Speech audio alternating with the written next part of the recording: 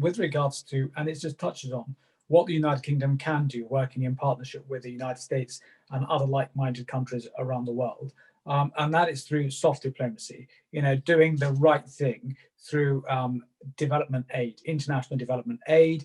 Under David Cameron, we've had a policy of 0.7%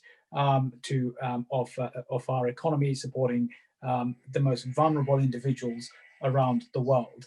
And we've just seen what China's doing through its investments in Africa, through its aid initiatives to different parts of the world. The United Kingdom stands for doing the right thing and helping the most vulnerable. Just looking at a tweet put out last night by the former Foreign Secretary, Jeremy Hunt, with regards to the initial message put out by the current Minister for the Middle East, James Cleverly, to saying aid to Yemen will be reduced from 164 million to 87 million, just a snapshot of the figure, and saying, the former Foreign Secretary Jeremy Hunt saying, this is not right. And it ties into the wider question with regards to the UK sum, saying the government may be cutting its obligations under developmental aid.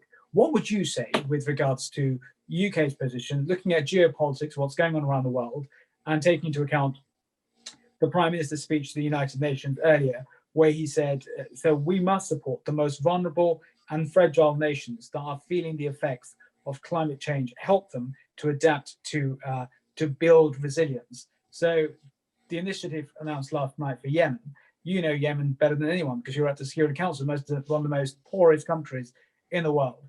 Is this the right thing to do, or do you think the government needs to reconsider its proposals to reduce aid to the most vulnerable in the world?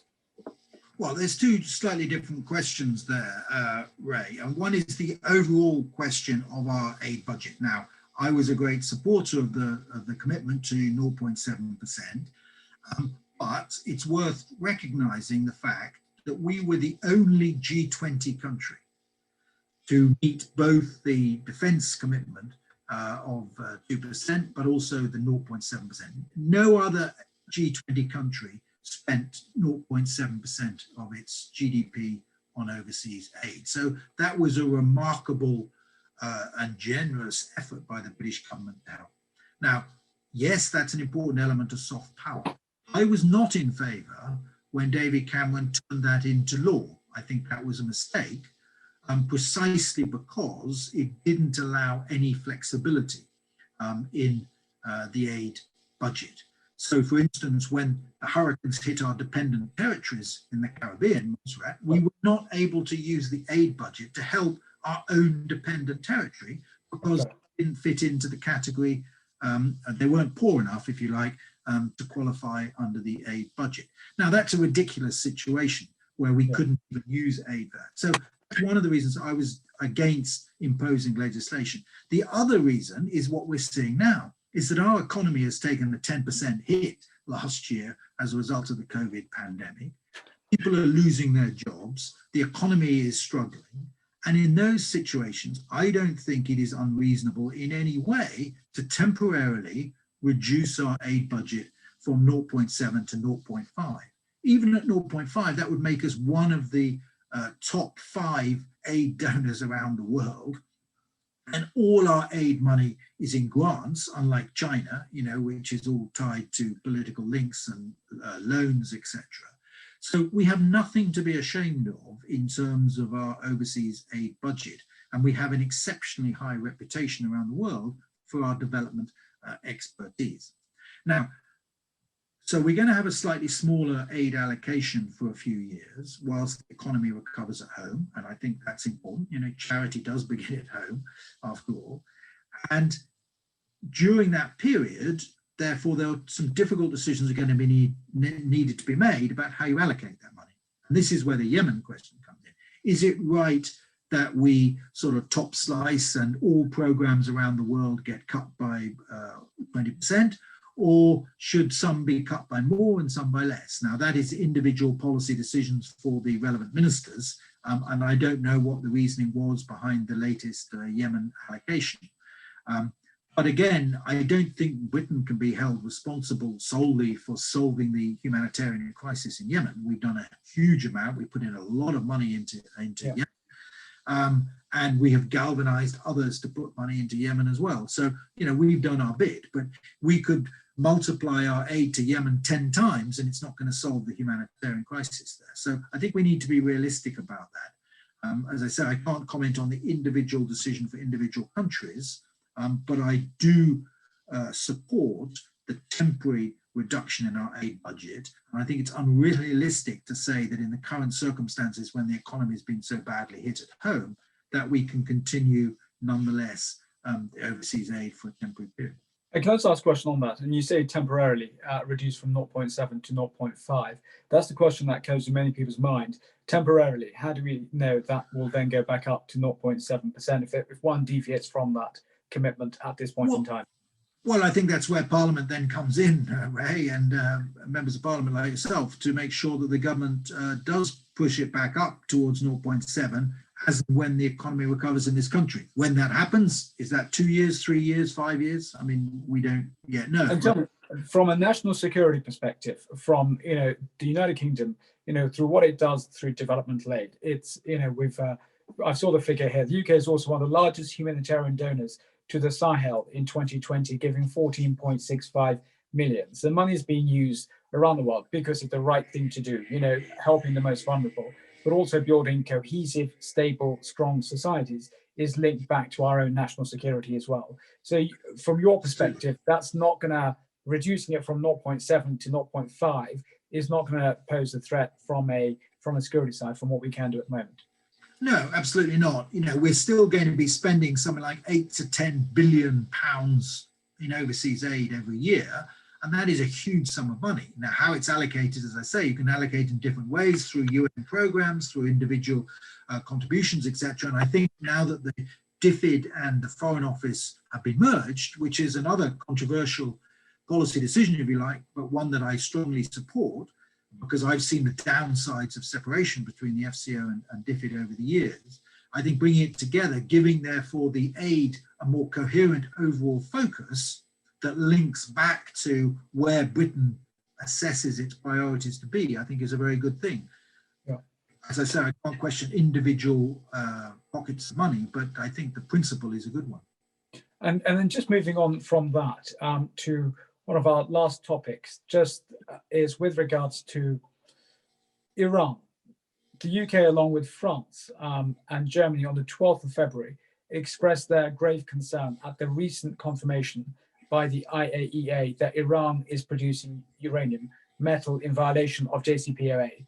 With that being the case, was the international community right to sign up to the JCPOA in the first place? We know there was a lot of concern at the time from some to say we've got to address the nuclear threat, but also some were saying you've got to address the threat Iran poses to the region, but interfering in, say, in Lebanon, interfering with in Israel, Hezbollah, interfering in Syria, interfering in Bahrain, and also I think it had its ambassador expelled from Morocco about a year and a half ago. So some were saying you have to link the two together, and also of course Iraq, with what Iran is doing in Iraq, and we saw recently with the actions of General Soleimani were brought to an end by the United States. So some said, well, of the view that you have to address the two together rather than separate the nuclear threat and the threat posed by Iran in the region and its proxies.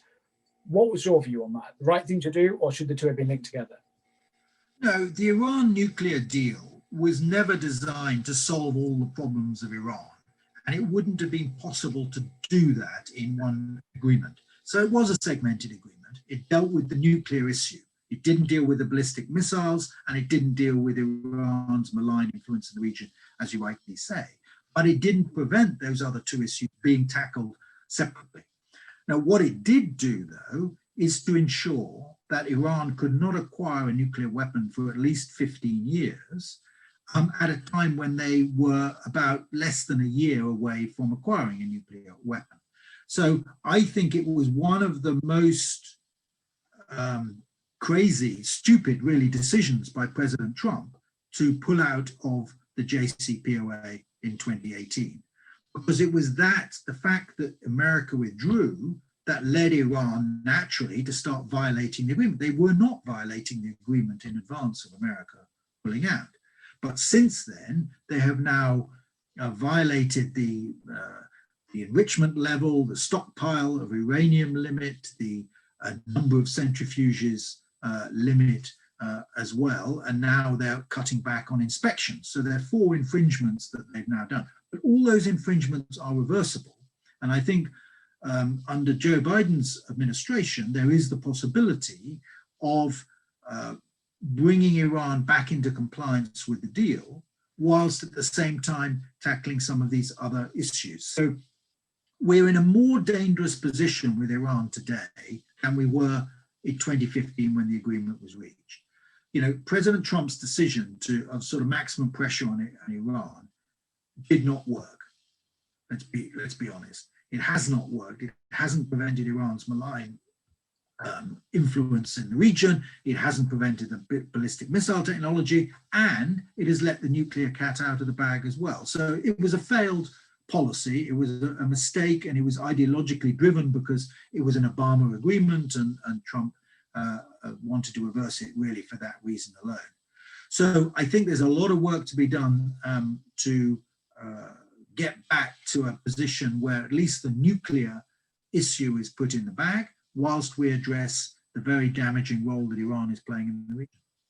And can I just ask with that, it's how do you address Iran's damaging malign behavior in the regions? The United States, to a certain extent, you know, was also at the same time with its Middle Eastern policies, was trying to bring countries together to counter that. You had the Abrahamic Accords, you had the normalization of relations between Israel, the UAE, and Bahrain, because all 3 of those countries, you know, see Iran as posing a real risk threat to their national security from Iran's previous behavior. So how do you address Iran's malign behavior, and also how do you then the wider Middle East bring about prosperity and security in that region? Yeah, I think, Ray, I mean, that's just too big a question to answer sure. in a short time.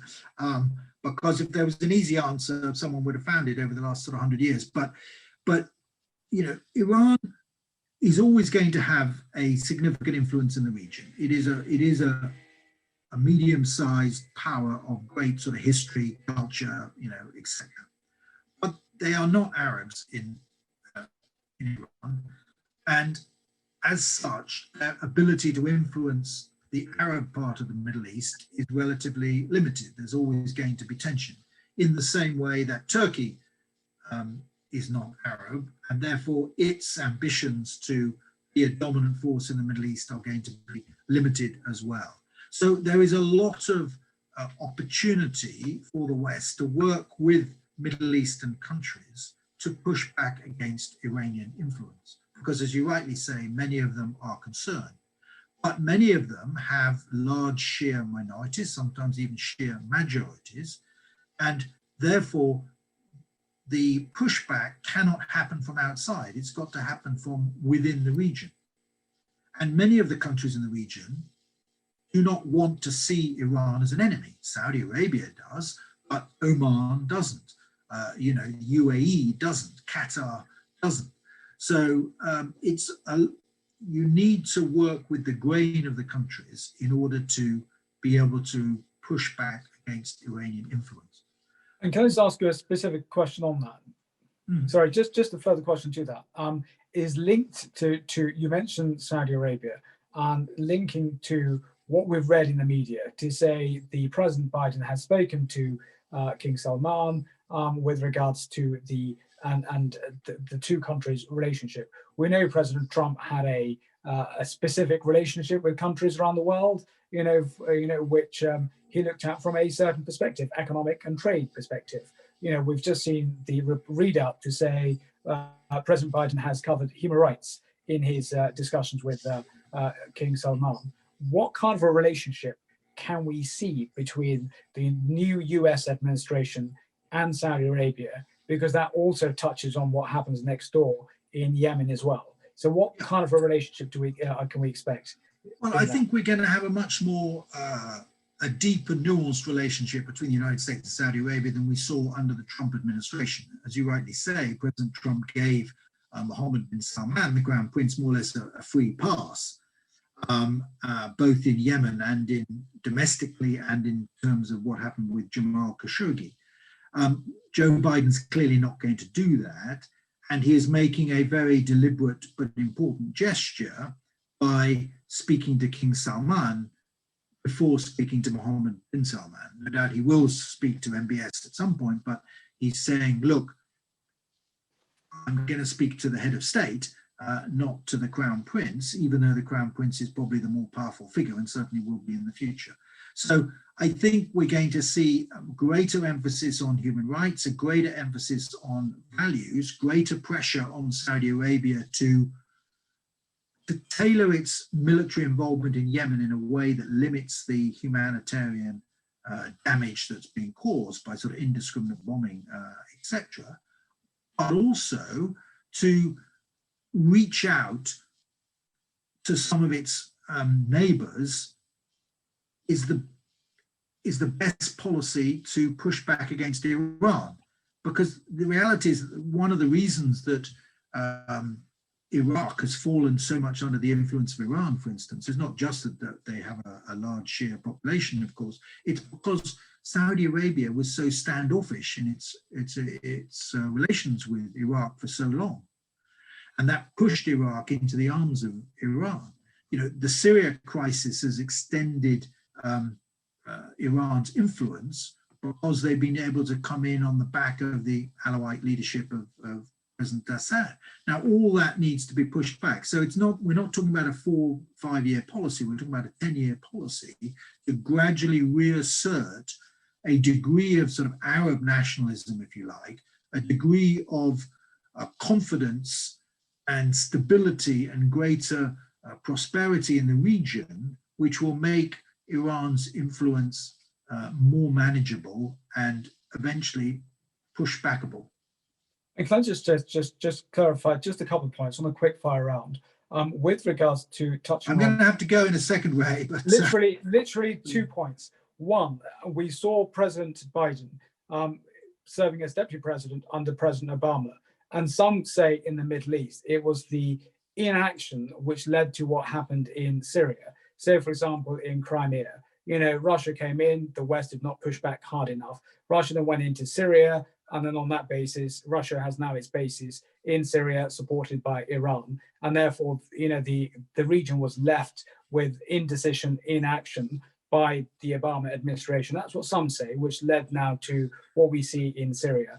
Is that it's somewhat accurate in that? And linked to that, the end game in Syria. What would you say is the end game now in Syria? Well, there's a germ of truth in that, but again, it's a little bit too simplistic, and the two situations are very different. I think, you know, with Crimea, once Russia took military action in Crimea, there was no option really to push back militarily on that.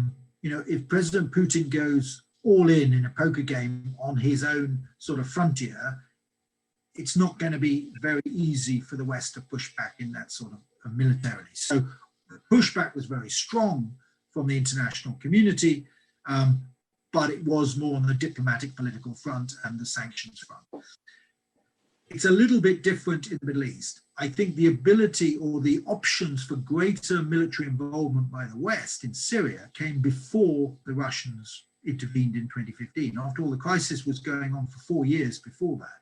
Had there been more intervention earlier, then I think it might have made a difference. I think once the Russians did intervene militarily in support of President Assad, again, the Western options were limited. So I think it's probably one of the weaknesses of the Obama administration that then not more robust action was taken in Syria at an earlier stage, as indeed we and some other allies had urged them to do. So I think those two things are slightly different questions. In terms of the outcome in Syria, I mean, one has to be honest and say that in terms militarily, you know, President Assad has won the sort of conflict, but at massive cost. You know, more than 600,000 Syrians have been killed in the conflict. And Assad will never be secure in his position until he manages to reach out to the different interest groups that there are in Syria, and there is some form of political settlement in the country. And we're a very long way from that. And I think many people would say, and you're absolutely spot on, the Assads and the Russians may have won the conflict at the moment, but they don't have the money to rebuild the country. They need that from other stakeholders around the region to help rebuild and ensure that there is an inclusive Syria from all stakeholders in Syria for a lasting end game, where the Syrians can decide themselves what their future should be on that. A final question to you is this. David Cameron yesterday in the Telegraph, just looking at the comment he made, he said there was a big mistake made by former Prime Minister Theresa May with regards to combining the role of the National Security Advisor with that of the Cabinet Secretary. And I think his was, and correct me if I'm wrong, was to say, even if you try to combine Einstein and Mother Teresa, you would not be able to deliver with one person doing the two roles with all their skills and virtues. And therefore, it was a mistake, because the NSA is a huge role which needs a dedicated person to do that. And I can put this point, and I think when you were the NSA, so Mark, I remember you speaking to members of Parliament on Syria, from an NSA perspective, and across Parliament, you were regarded as one of our best, or the best NSA that we had, and what you're doing to keep our country safe. From that perspective, having done the role, huge admiration from parliamentarians. Do you agree with David Cameron that the role needs to be for one person, and it was a mistake by Theresa May to combine the two, one role into two people? And no, sorry, the role, the one role with shared with other responsibilities. Yeah, I do agree with David Cameron. I think the National Security Advisor role was only created in 2010, so it's a relatively new position. It's a really important position. And I think combining it with any other role, whether that is Cabinet Secretary or the negotiator on Brexit, is a mistake. I don't think it was Theresa May's intention, to be fair to her, to combine the two roles. It was unfortunate the Cabinet Secretary was indisposed and then died in office, as it were. And so it was seen, I think, at the time as a temporary fix, but it became more permanent. But I think it was a mistake, and I'm pleased to see that Boris Johnson has corrected that mistake, having initially replicated the mistake by having Lord Frost in both positions. He's now separated the two out, and I'm sure that is a very sensible role, a sensible decision, because it is a big role, it's an important role, and I won't comment on Einstein or Mother Teresa. It is a role for one person rather than half a person. And I think on that note, can I just say, Sir Mark, thank you so very much for all that you've done for our country, and also for the time that you've given today. And I would say this to anyone who wants to get a snapshot of the key things to look at on the integrated review. So Mark, you published a document 2 years ago on what you think should be done from a security perspective. Is that right? That's right, yes. And I think anyone who's interested in security, overlapping foreign policy, would certainly read that document. And I've certainly found it exceptionally helpful when I made representation to Prime Minister, take into account that document and your views, because national security is the first duty of our country to protect our citizens. And so thank you for all that you do and continue to do, and look forward to speaking to you after the integration review has been published to see what the government has come up with. But thank you so very much for taking time to speak to us today. Not at all. Thank you very much. Thank you so much. Pleasure. Thank you. Bye.